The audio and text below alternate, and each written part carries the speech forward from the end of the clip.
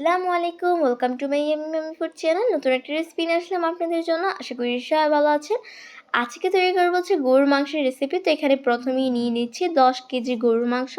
এরপর এখানে দিয়ে দিচ্ছি পেঁয়াজ কুচি, এরপর দিয়ে দিচ্ছি রসুন আর আদাকে ভালো করে ছেঁচে, এরপর এখানে দিয়ে দিচ্ছি এখানে বিভিন্ন ধরনের মশলা দিয়ে দিচ্ছি, তেজপাতা, এরপর এখানে এলাচও দিয়েছিলাম অফ ক্যামেরায়, বাট এটা ক্লিপটা একটু নেওয়া হয়নি। এরপর দিয়ে দিচ্ছি 1 চামচ জিরা গুঁড়ো, 2 চামচ গরম মশলা, তারপর 3 চামচ হলুদের গুঁড়ো, সামান্য পরিমাণে গোলমরিচের গুঁড়ো, তারপর 3 চামচ মরিচের গুঁড়ো, এরপর 2 চামচ লবণ, এরপর এখানে পরিমাণ মতো তেল দিয়ে সবগুলো উপকরণ একসাথে মিক্স করে নিচ্ছি।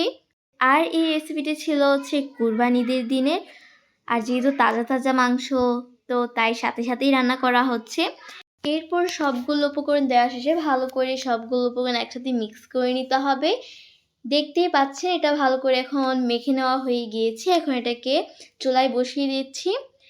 এখন এটাকে ঢাকনা দিয়ে ঢেকে রাখবো। এখন দেখতেই পাচ্ছেন ঢাকনাটিকে উঠিয়ে নিচ্ছি, আর আপনারা দেখতেই পাচ্ছেন যে এটার মধ্যে বলক চলে এসেছে। আর এটা যতক্ষণ এটা সিদ্ধ হচ্ছে ততক্ষণ আমি অপেক্ষা করব। আর আপনারা দেখতেই পাচ্ছেন এই গরুর মাংস রেসিপিটা একদম কমপ্লিট হয়ে গেছে। এখন একটি বাটিতে সার্ভ করে নিচ্ছি। আর গাইস, এটা যেহেতু কোরবানিদের তাজা তাজা মাংস ছিল, তো এটার ফ্লেভারটা অনেক সুন্দর ছিল, আর খেতেও ছিল অসাধারণ, মাশাআল্লাহ অনেক মজা হয়েছিল। আর আপনারা দেখতেই পাচ্ছেন এটা কতটা লোভনীয় লাগছে, আর মাশাআল্লাহ খেতেও অনেক মজা হয়েছিল। আর যেহেতু এটা আম্মুর হাতের রান্না, আর আম্মুর হাতের রান্না কিন্তু অলওয়েজ সবসময় মজা হয় মাশাআল্লাহ। তো আজকের এই ভিডিও ছিল এই পর্যন্ত। যদি ভালো লাগে অবশ্যই একটা লাইক সাবস্ক্রাইব করে জানাবেন। ততক্ষণ পর্যন্ত সবাই ভালো থাকবেন, সুস্থ থাকবেন। আসসালামু আলাইকুম।